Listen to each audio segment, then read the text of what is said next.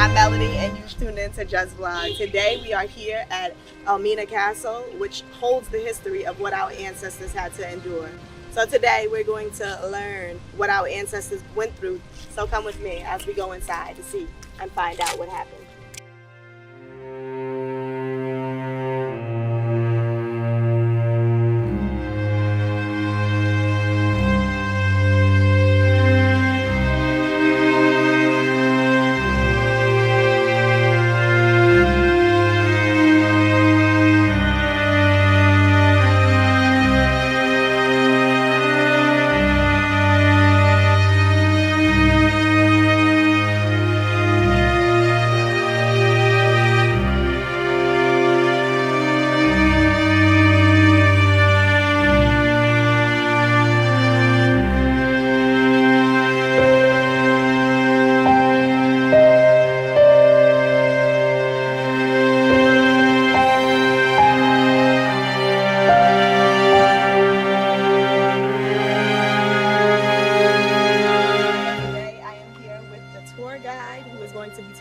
Around the castle today and giving us a history of what happened during the slave trade.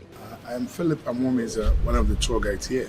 And this is Elmina Castle, or St. George's Castle. The Portuguese built it in 1482. But the Portuguese, they first came here in 1471 to trade and also to spread the gospel. They came along with guns, gunpowder, spirituous liquor, mirror, in exchange for gold, ivory, later spices. Their system of trade at that particular time was the barter system. And they could say the rate at which our people here were giving up their gold gave them the impression that the land here could be in abundance of it. So they named this place Elmina. Elmina. In the Portuguese language, it means the mine, M-I-N-E. Oh, the mine. Okay, like the gold mine. Yeah, so our people at that time couldn't pronounce it properly, and it was corrupted into today's word, Elmina. Elmina. And that invariably became the name of the town. But we had a name before they came. This place was called Ano Mansan, and Ano Mansan simply means inexhaustible water. I believe we should also understand the fact that the Portuguese here in Elmina did not get up one day and said to themselves that they want to go into slavery.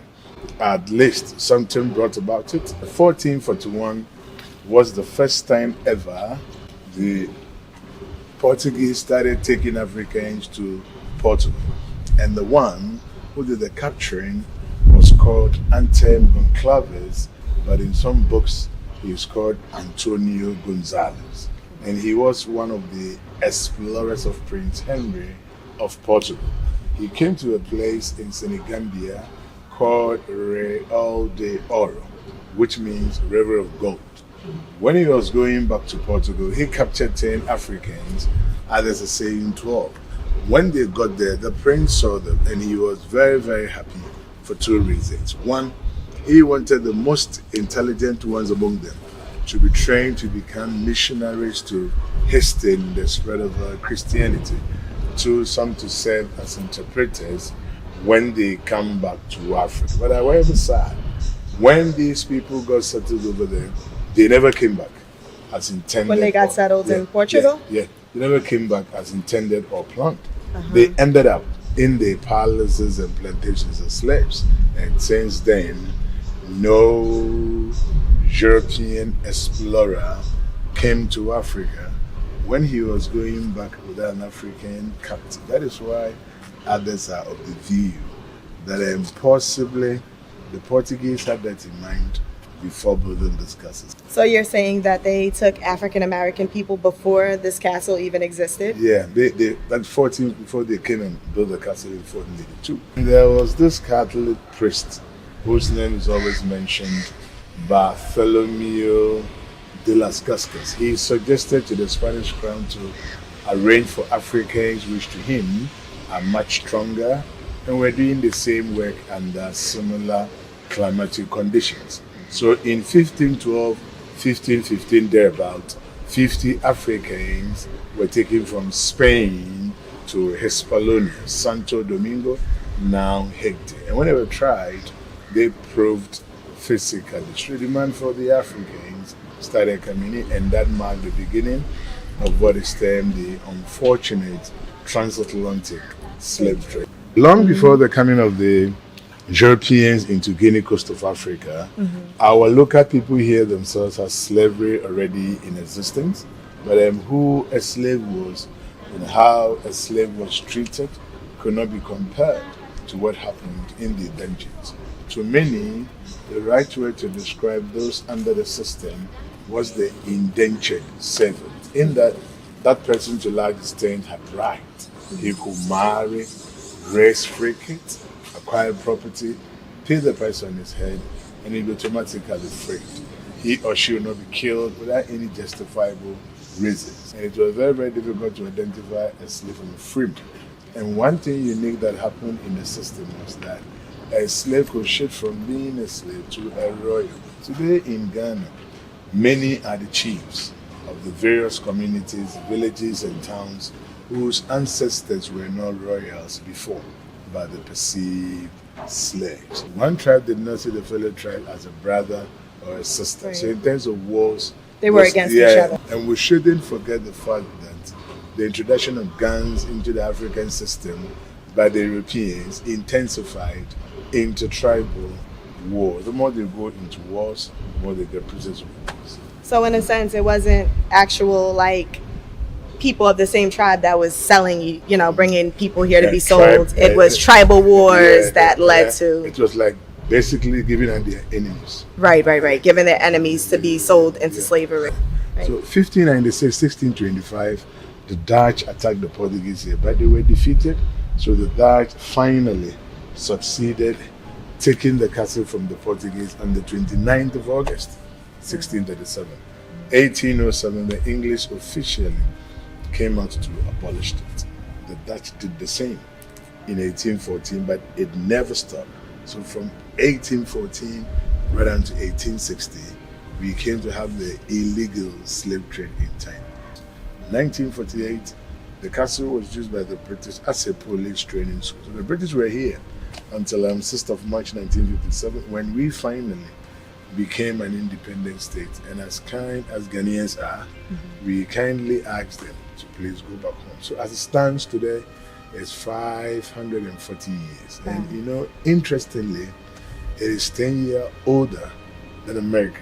Oh, the castle is 10 years older than America. Yeah, America is 1492. This is 1492. So there we have it, a little bit of the history of what took place.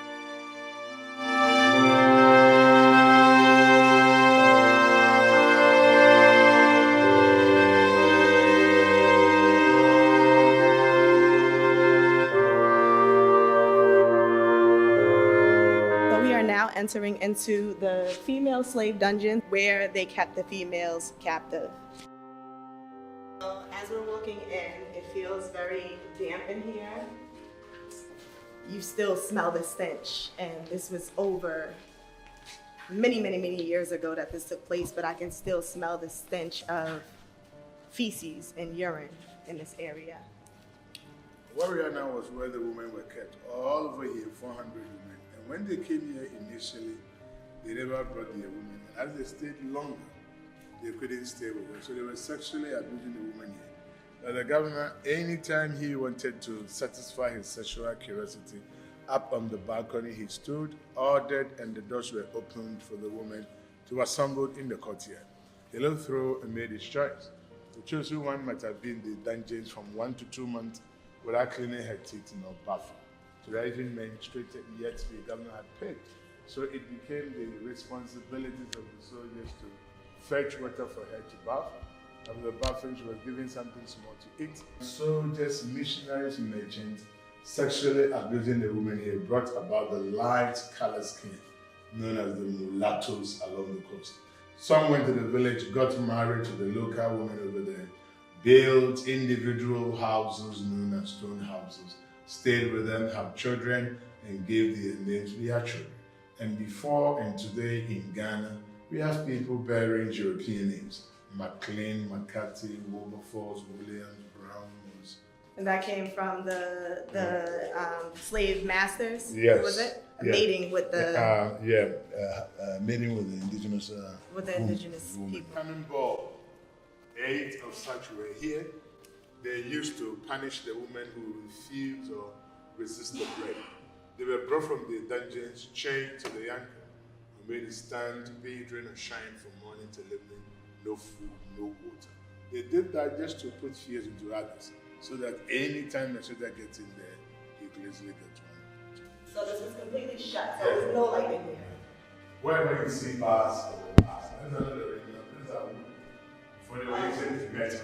Okay, so there was bars here too? No. Oh, there was a door here. But there was bars here, but it was metal. Oh, okay, for the light. So this was the largest female's dungeon. 150 of the women were sleeping on the floor. 150 women. As hard as it is. There were no means of convenience in here. So they gave them containers for them to do that. But they were not coming from Ghana alone. To this Burkina Faso, Togo, Benin, Cote d'Ivoire, Mali, Niger, Nigeria, Cameroon, and the rest. They were all brought in here. It took them 1 to 2 months before they arrived because in the olden days, there were no cars. So they had to walk barefooted from the various countries to this place. Some were even left at the expense of our wild animals in the forest. When they got here, they were very weak. And as women do have their menstruation, practically, they did everything on the floor. So this floor, as it is right today, in the past had menstrual blood, vomit, feces, urine. That is why you cannot underestimate the stench and the heat over here. And as a result, most of them died. And when they died, they were not buried. They were removed and thrown into the ocean for the fish to feed them. They gave them something small to eat just to keep them alive. Some ate, some refused to eat. They preferred to die. And they never had a chance of cleaning their teeth nor bathing. As I said earlier, and all these openings you see here were closed. The hole over there leads to another room called the magazine, where they kept their ammunition. When there's a leakage, the chemicals came straight to this room and worsen already bad situation. If they were actually in for profit, why let them die? To me, it doesn't make sense. And they will give you 2 answers. They said, 1, Africans were very strong people. Giving them the normal conditions here will make them fight back. And those who could survive through these brutalities were the strong Africans who could work when they get to the new world. So in a way, they were trying to eliminate the weaker ones from the stronger one. But if we all could be sincere for an answer, in the olden days, it was very cheap to come by them. It was very, very expensive to get one person into the dungeons. Then they will make sure that the fellow lives in the normal condition to get the profit, the actual investment, but they never care. That is why, to me, the intention of their coming wasn't to trade, but to loot or steal. Not peace, but war. Right. Not partnership, but enslavement. And these were brought here to pay tribute to those who died here. The reservoir built by the Portuguese, they had pipes connected to the roof. The pipes over there are not the original. So when it rains, it gets in there. And when it is full, it contains 20,000 gallons of water. But in 1637, when the Dutch captured the castle from the Portuguese, the Dutch were not interested in using this. So they went to the mill slave yard and built their reservoir over there, thinking the Portuguese could poison this. But it's been proven that water in there was never, ever poisoned. So they use this water for what, to drink? And cooking, washing, for domestic use. Okay. With the exception of those 2 cells, all other rooms on the ground floor that goes around to this point were the dungeons for the men. On top of it were the residences for the soldiers, the missionaries, and the merchants. The exit to waiting rooms. The last part of the whole process. In here, many of them cried because they don't know where they were being taken to. At times, families were captured and brought to this place, but they were separated to avoid procreation. So if you are very, very fortunate, This will be the point you meet your mother, your father, your sister, your brother, your wife, or your husband. If you don't meet him here, it means he or she is dead. We came in freely, but they were in chains. So you cannot walk faster until the chain will let you go. When they were training in gold, they thought from that point to the other. But when the slave trade started, they narrowed it so that it contained one person at a time. This is an epitaph. It is written in Dutch. It was put there in the memory of one Dutch governor. His name was Ted. He came from Zeeland. Zeeland is one of the provinces in the Netherlands. He was the last Director General of the West Indies Company. He arrived there on the 16th of January, 1788, died on the 12th of March that same year. At the age of 41, he was buried here. He died out of malaria or yellow fever. So his body still remains here? Yeah. It was served for the European soldiers. The European soldiers who got themselves drunk and misbehaved, or who went out to that seeking permission from the authorities. They sent them in here for some hours and freed, and because it was for them, it was well ventilated. They considered here to be very, very good because no African was put in here.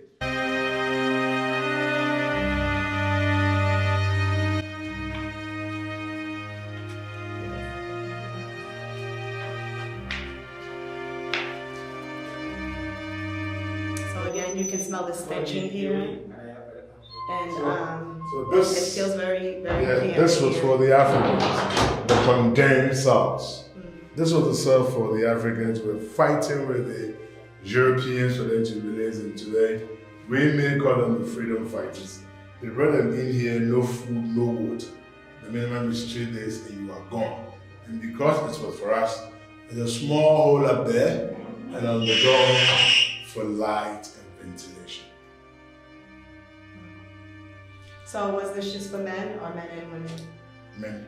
Just men and Yeah, women? no, men. Women were the ones that were chained to the cannonball. elbows. Yeah. So this door essentially didn't have anything. It was. And that's presumably for light and ventilation. And now, was it wood or was it metal? This was the original door. Oh, this is the original door. Okay, so this was here. Yeah, the middle. Oh, but that's the only ventilation they had. Yes.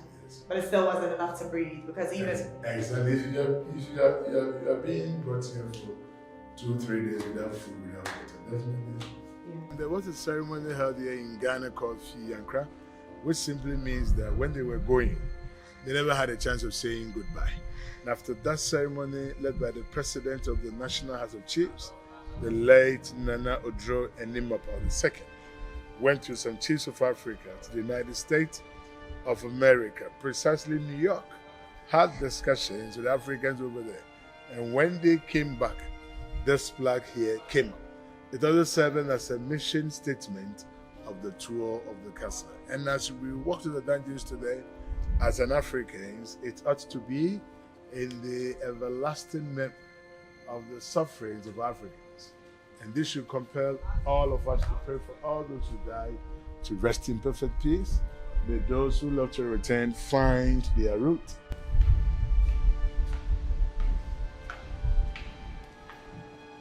There's a diagram in front of the castle. And that's a navigational compass or a sundial. Put there by the Dutch. They put stake in the model. They use the shadow to tell time in the olden days. So these are the original cannons, yes. cannons. And what were these cannons used for? To fight. Okay, so if they see someone coming, they can attack. And on top of the hill is Fort St. Jago. So this church is located, the dungeons is beneath this church. Yeah, that is the women's dungeon. You know, ironically, within the castle, we have the Catholic Church and the Protestant Church. The Catholic Church is in between the girls' dungeon, that's the Portuguese Church, and the Protestant Church is on top of the women's dungeon. Very ironic. Religion or Christianity played a major role so far as slavery is concerned. So they were here worshiping their God, whoever it is that they. their Jesus, and people were crying and struggling and dying. They are saying that in the spiritual world, triangle means perfection, and the circle means eternity, like the ring. And this was the trap door. Yeah, this was where the woman that the government selected. Remember I showed that ladder down there? Yes. They came up through this ladder to the governor's quarters. So let's see where the governor lived. So the governor lives up here. Yeah.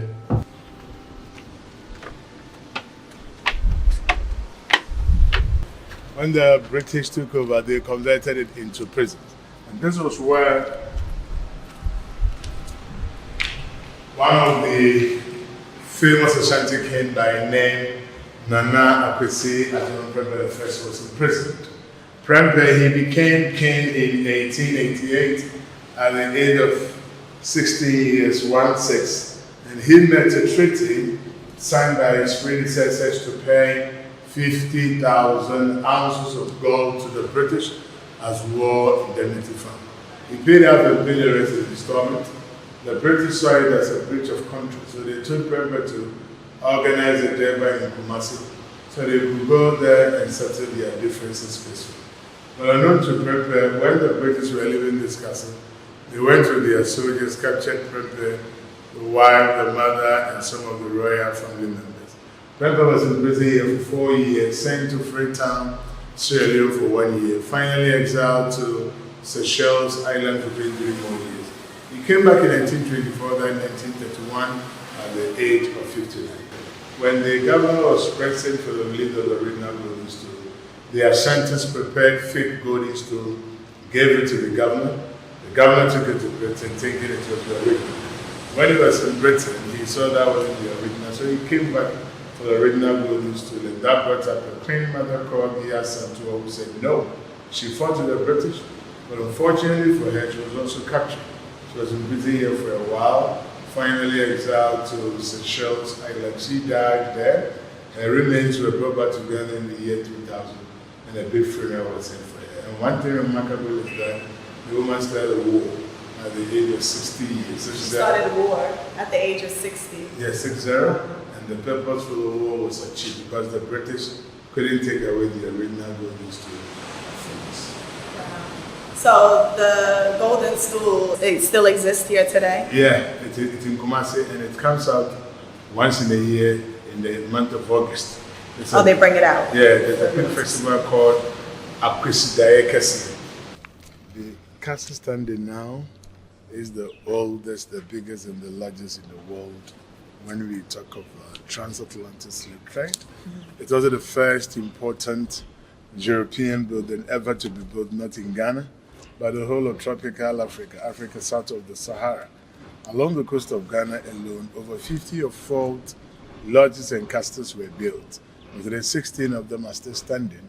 This castle, Cape Coast Castle, and Christianborg Castle, Suakra, which was the former seat of government of Ghana, have been designated by UNESCO as World Heritage Site.